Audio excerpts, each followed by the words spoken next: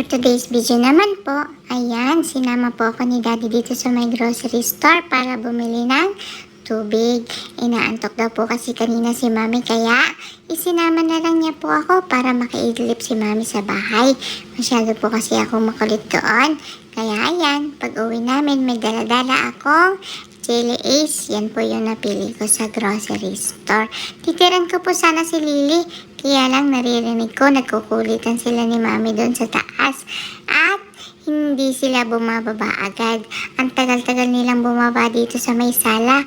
Kaya ayan, sabi ko ubusin ko na lang itong mga Jelly Ace at hindi ko tiran silang tatlo. Andyan din po kasi si Kuya at naglalaro sa cellphone niya. Iniwan nila ako dun sa baba. Ay, ako pala ang nang iwan po kasi iniwan ko sila at sumama ako kay Daddy sa may grocery store. Sorry naman Lily, hindi talaga kita natira ng Jelly Ace. Kaya ayan, mag-enjoy ka na lang dyan sa panonood mo.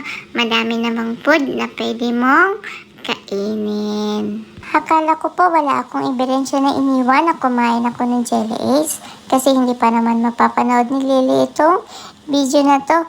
Pero nung nagkataon na magre-reply na si Kuya sa mga comment nyo dun sa picture na kumakain ako ng Jelly Ace, ay dun nga po tinanaw ni Kuya si Mami kung nasaan na yung mga Jelly Ace, bakit hindi siya nakatikim. Ay sorry naman Kuya, naubos ko talaga.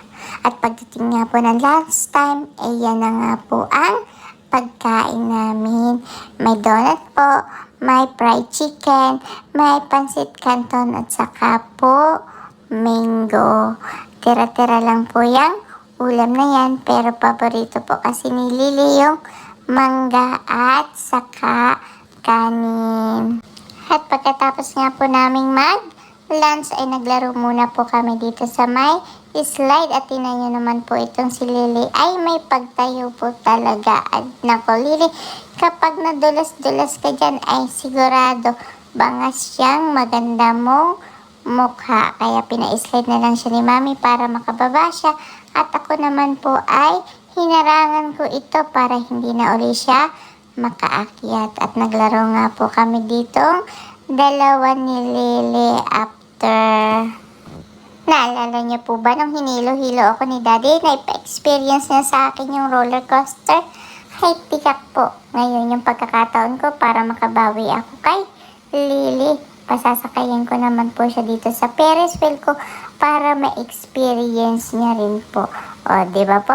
Ang galing-galing ko mag-isip. Nakatulong na ako kay Lily. Nakabawi pa ako. Joke lang po. Pero ang totoo, dapat habang bata pa lang ay sinasanay na po kami sa mga ganyang hilo-hilo na yan. Kasi ang sabi ni Mami, hindi daw naman po niya na-experience ito nung bata siya. Kaya yan, kahit sa slide po ay hindi ako magawang samahan ng Mami ko kasi takot na takot po siya. Kaya yan, habang bata pa lang po kami ay sinasanay na kami sa mga ganyang hilo-hilo at sa mga pagsakay-sakay sa mga slide-slide po.